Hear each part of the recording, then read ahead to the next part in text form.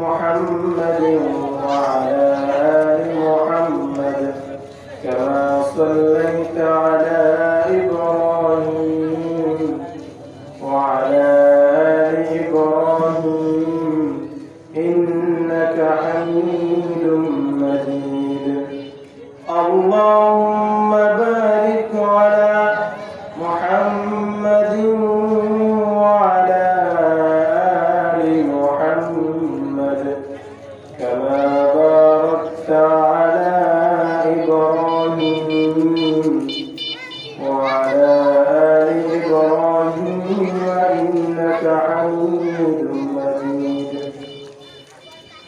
الحمد لله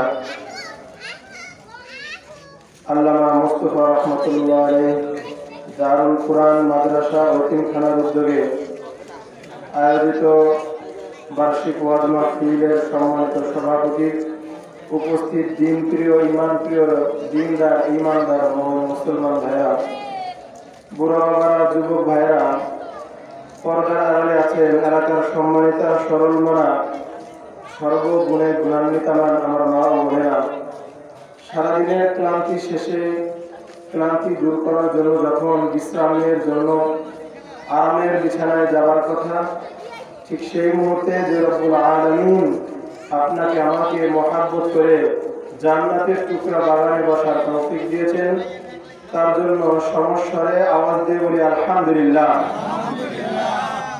সময় যেহেতু অল্প, তাই আর এদিক ওদিক আলোচনা করার সময় নেই বা সুযোগও নেই।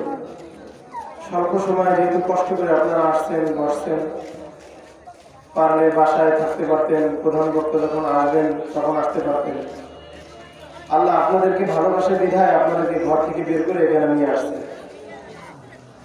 আর যারা আল্লাহর রহমতের ছাউনির নিচে নাই, তারা দিক সেদিক ঘোরাফেরা করতেছে। যেহেতু আল্লাহ ভালোবাসার চাদরে আপনাকে আমাকে জড়ায় ধরছেন, তো অন্তত পক্ষে সেই সময়টাকে মূল্যায়ন করা, অর্থাৎ এই যতটুকু সময় এখানে থাকবো, যেহেতু আসছি, আমরা আলেমের ছাত্র, যারা আলেম ওনারা বয়ান করবেন একটু পরে, তবু মনোযোগ দিয়ে শুনুন, যদি ফায়দা হয়। যতটুকু কথা আল্লাহ মুখ দিয়ে বের করে দিবে, আল্লাহ সঠিক কথাগুলোর উপরে আপনাকে আমাকে আমলের তৌফিক দান করুন। আমিন। পৃথিবীতে যত জেনারেল, যত দার্শনিক, যত বিজ্ঞানী, যত কবি, যত পথ প্রদর্শক এবং যত বক্তা গত হয়ে গেছে, তাদের মৃত্যুর পরে তাদের জীবনী পড়ে মানুষ, আপনি আমি বা অনেকেই যারা তাদের জীবনী পড়ে, তারা বলে একটা বিষয়, সবাই বলে, কি বলে যে এই লোকটা যদি আর কিছুদিন, এই জেনারেল যদি আর কিছুদিন বেঁচে থাকতেন, তাহলে উনি বড় একজন জেনারেল হতে পারতেন। এই বিজ্ঞানী যদি আর কিছুদিন বেঁচে থাকতেন, তাহলে উনি বড় একজন জগৎ বিখ্যাত একজন বিজ্ঞানী হতে পারতেন। আবার অনেক সময় এটাও বলা হয় যে অমুক কবি যদি আর কিছুদিন বেঁচে থাকতেন, তাহলে উনি বিশ্বের সবচেয়ে বড় কবি হতেন। এবং এটাও বলা হয় অমুক প্রবক্তা, অমুক বক্তা যদি আর কিছুদিন বেঁচে থাকতেন, তাহলে উনি আন্তর্জাতিক মানের বড় একজন বক্তা হয়ে যেতেন। তার মানে প্রত্যেকের জীবনী পড়ার পরে যারা তাদের জীবনী পড়ে, তারা এটাই ব্যক্ত করে যে আসলে তাদের জীবন অস্বয়ং সম্পূর্ণ করে যেতে পারছেন।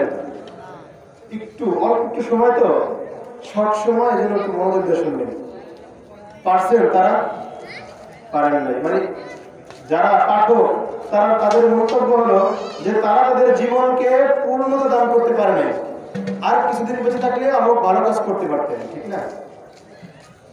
সম্মানিত হাজিরিন, পৃথিবীতে একজন মানুষ এমন আছেন যার ব্যাপারে বা যিনি সব জ্ঞানে তার হাজার হাজার ভক্তের উপস্থিতিতে তিনি বলেছিলেন, আমাকে আমার রব যে উদ্দেশ্যে প্রেরণ করেছেন, আমি কি সেই উদ্দেশ্য বাস্তবায়ন করতে পেরেছি? তখন তার ভক্তবৃন্দরা বলেছিলেন, জি হ্যাঁ, আপনি অবশ্যই পেরেছিলেন। তিনি হলেন আপনার আমার সারেতাজ মুহাম্মদুর রাসূলুল্লাহ সাল্লাল্লাহু আলাইহি ওয়াসাল্লাম। সুবহানাল্লাহ। মুহাম্মদ সাল্লাল্লাহু আলাইহি ওয়াসাল্লাম এমন একজন নবী যিনি সকল নবীদের সরদার। আপনার আমার কত সৌভাগ্য, আমাদের পূর্ববর্তী নবীরা, আপনার আমার নবীর পূর্ববর্তী নবীরা আফসোস করছে এবং আল্লাহর কাছে দরখাস্ত করে বলছে, ওগো আল্লাহ, আপনি আমাকে নবী না বানাইয়া মুহাম্মাদুর রাসূলুল্লাহ সাল্লাল্লাহু আলাইহি ওয়াসাল্লামের উম্মত বানান। সুবহানাল্লাহ। নবীরা যারা মাসুম বিনা হিসেবে জান্নাতে যেতে পারবেন, এরপরে তারা এমন একটা রিস্ক নিছেন, বলছেন যে আল্লাহ আমারে নবী না বানাইয়া মুহাম্মদ সাল্লাল্লাহু আলাইহি ওয়াসাল্লামের উম্মত বানান। সেই নবীর উম্মত হয়ে কোনো শুকরিয়া নাই। সেই নবীর 63 বছরের জিন্দেগিতে একটা কালিমার দাগও নাই। আছে নাকি বলেন? মুহাম্মদ সাল্লাল্লাহু আলাইহি ওয়াসাল্লাম এত প্রশংসিত, তিনি দুনিয়া ত্যাগের পর থেকে আজ পর্যন্ত যত মানুষ আপনার আমার নবীকে নিয়ে, আপনার আমার নবীর জীবনী নিয়ে আলোচনা করতেছে, যত লেখক যারা নবীর জীবন নিয়ে লেখা করতেছে, লিখতেছে, তারা কখনোই কেউ এই কথা বলে নাই যে আমি নবীজির জীবনী লেখার ক্ষেত্রে আমি পূর্ণতা দান করতে পেরেছি। বরঞ্চ তারা নবীজির সিরাতের ক্ষেত্রে বলেন, যথাযোগ্য প্রশংসা করা সম্ভব নয় আপনার। সংক্ষেপে বলি, আল্লাহর পরে আপনি হলেন শ্রেষ্ঠ সবার। সুবহানাল্লাহ। কোন লেখকই এই কথা বলতে পারে নাই আমি নবীর সিরাতের হক আদায় করতে পেরেছি। আপনার আমার নবী কেমন নবী? নবীর মাথা থেকে পা পর্যন্ত বরকত। নবী কেমন বরকত? নবীর লালায় বরকত, নবীর ঘামে বরকত, নবীর স্পর্শে বরকত, নবীর চাহনিতে বরকত, নবীর হাতায় বরকত, নবীর লালায় যে বরকত। খায়বার যুদ্ধে হযরতে আলী রাদিয়াল্লাহু তাআলা আনহু বলেন, ওগো সরকার, আমার চোখ তো অনেক ব্যথা করতেছে গো নবী। সরওয়ারে দো আলম নবী তার মুখ থেকে একটু লালা মুবারক বের করে দিয়ে আলীর চোখে লাগাই দিলেন। আলী বলে, ওগো সরকার, আপনার লালা লাগাই দেওয়ার সাথে সাথে আমার চোখ ঠিক হয়ে গেছে। এক সাহাবী আছে, ওগো সরকার, এই যে তাকায় দেখেন আমার শরীরে এই যে বিচি বিচি হয়েছে গো নবী, আমি তো স্থির থাকতে পারি না, খুবই যন্ত্রণা করে। এই যে তাকায় দেখেন পুরো শরীরে আমার বিচিতে ভরে গেছে। সরওয়ারে দো আলম নবী তার একটু লালা মুবারক তার শরীরে লাগাই দিতে দেরি, তার গোটা শরীরে যত বিচি ছিল সঙ্গে সঙ্গে সেই বিচিগুলো গায়েব হইতে দেরি হয় নাই। সুবহানাল্লাহ। যে নবীর লালায় বরকত, যে নবীর ঘামে বরকত।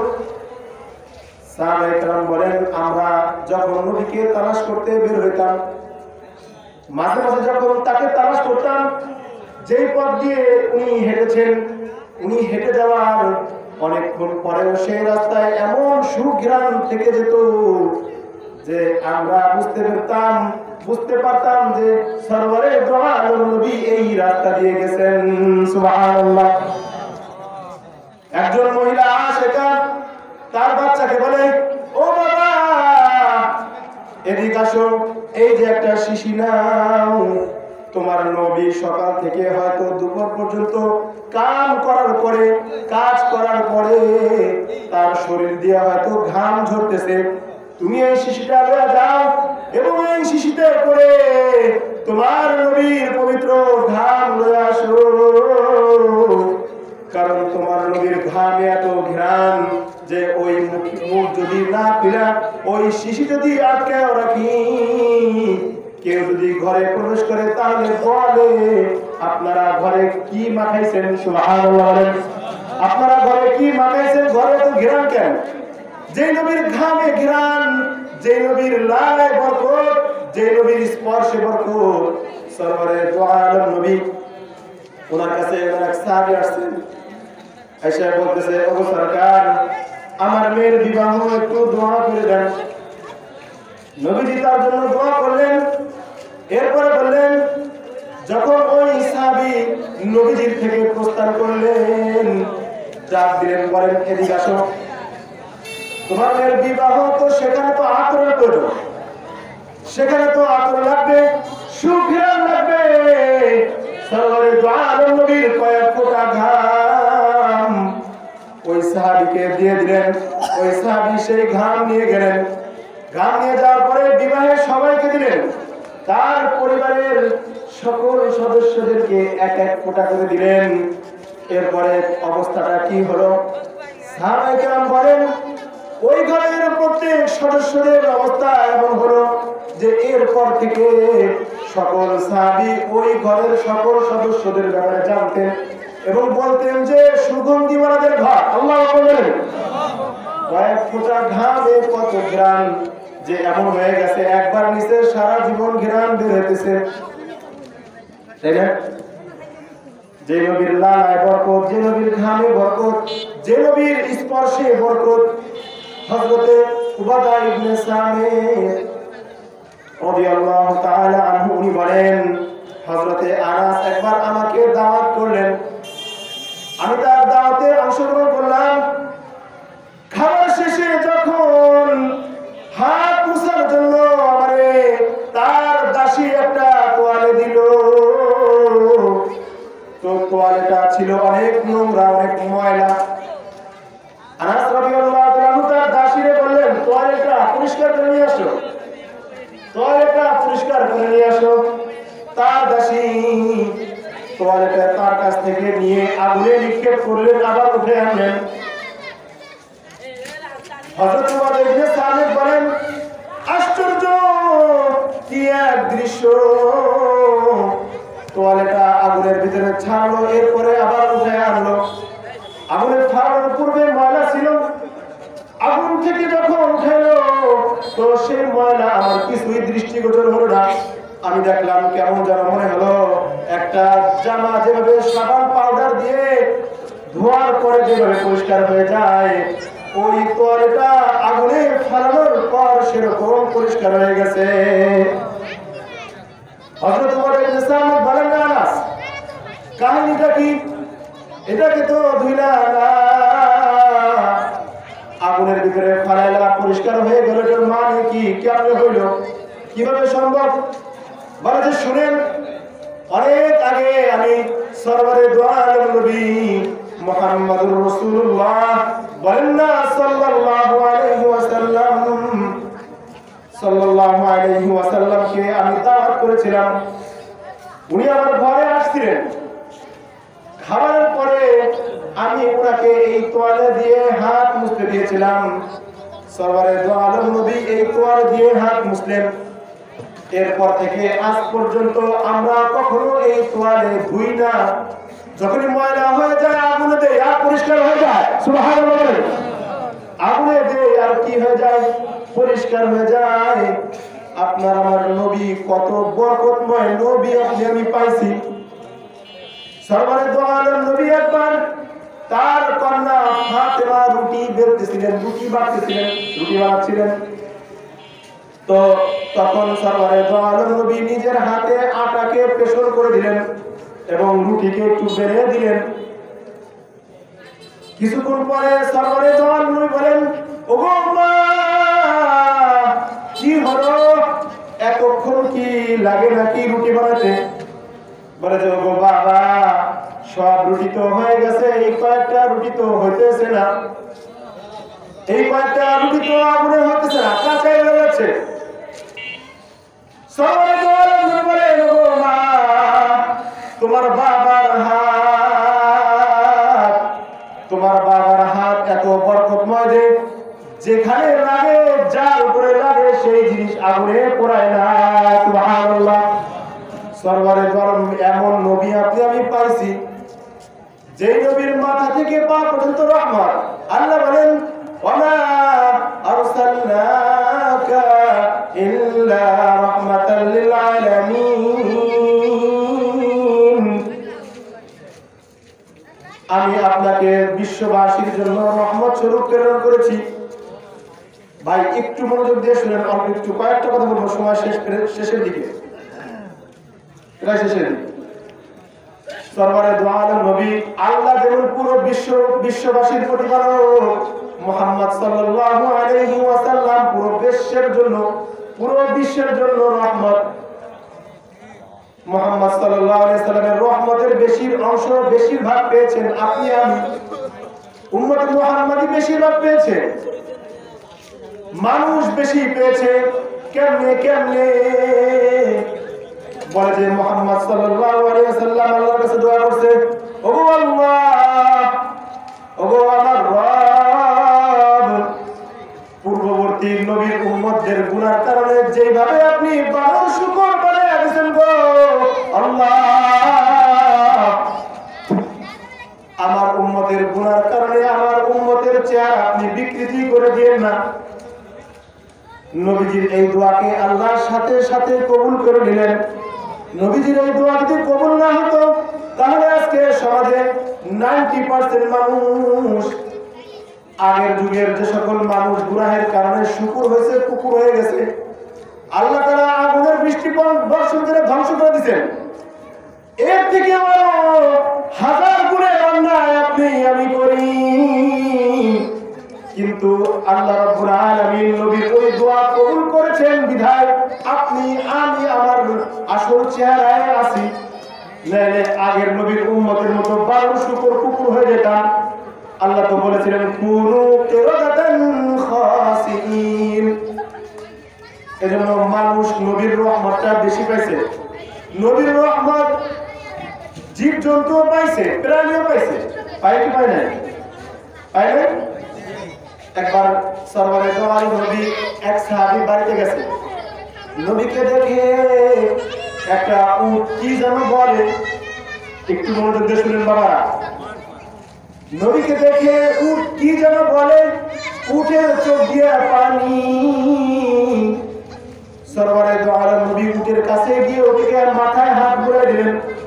তখন উট কান্না করে নালিশ দিল, বলল, ওগো সরকার, আমার মালিক আমাকে দিয়ে কাজ করায় বেশি, খাইতে দেয় কম। আমার মালিক আমাকে কাজ করায় বেশি, খাইতে দেয় কম। ওগো সরকার, আপনি তো রাহমাতুল লিল আলামিন, আপনি তো শুধু মানুষের জন্য রহমত না, আপনি তো জীবজন্তুর রহমত, তো আমার প্রতি একটু দয়া করেন। সরওয়ারে দু আলম নবী তার মালিককে ডাক দিলেন, বললেন যে সাবধান, এই সকল বোবা প্রাণীর ক্ষেত্রে আল্লাহকে ভয় করো। কাকে? এই সকল বোবা প্রাণী যদি বদদোয়া দেয় তাহলে কিন্তু বদদোয়া কবুল হয়ে যাবে, অতএব সাবধান। তার মানে কি বোঝা গেল? আপনার আমার নবী পশু পাখির নবী, বুঝতেছেন? আপনার আমার নবী পশু পাখির নবী। একবার এক ইহুদি একটা হরিণ ধরছে, অনেক কষ্ট করে একটা হরিণী শিকার করছে। শিকার করার পর ওই হরিণী ছটফট করতেছে। মা হরিণীটি বলে, যখন সরওয়ারে দু আলম নবীকে দেখছে যে মুহাম্মদ সাল্লাল্লাহু আলাইহি ওয়াসাল্লাম তার দিকে আসতেছে, তখন তিনি খুশি হয়ে গেছেন। তখন মুহাম্মদ সাল্লাল্লাহু আলাইহি ওয়াসাল্লামকে দেখে সে কান্না করে বলে, ওগো সরকার, আপনি তো রাহমাতুল লিল আলামিন, আপনি তো রাহমাতুল লিল আলামিন, আমাকে তো এই ইহুদি কইরা লাইছে, আপনি একটু আমাকে সারার ব্যবস্থা করে দেন, আমি একটু ওই পাশে আমার বাচ্চা আছে, একটু দুধ পান করে আসি, আপনি একটু সারার ব্যবস্থা করে দেন, একটু দুধ পান করে আসি গো নবী। মুহাম্মদ সাল্লাল্লাহু আলাইহি সাল্লাম ওই ইহুদিকে বললেন, তুমি এই হরিণীকে ছেড়ে দাও, এই মা হরিণীকে ছেড়ে দাও। বললেন যে আমি কি সারার জন্য ধরছি নাকি? বলে যে আমি তো ছাড়বো না, আমি তো সারার জন্য ধরি নাই। তখন মুহাম্মদ সাল্লাল্লাহু আলাইহি সাল্লাম বললেন, আমি রিস্ক নিলাম, যদি এই হরিণী এখানে না আসে আমি তোমাকে ব্যবস্থা করে দিব।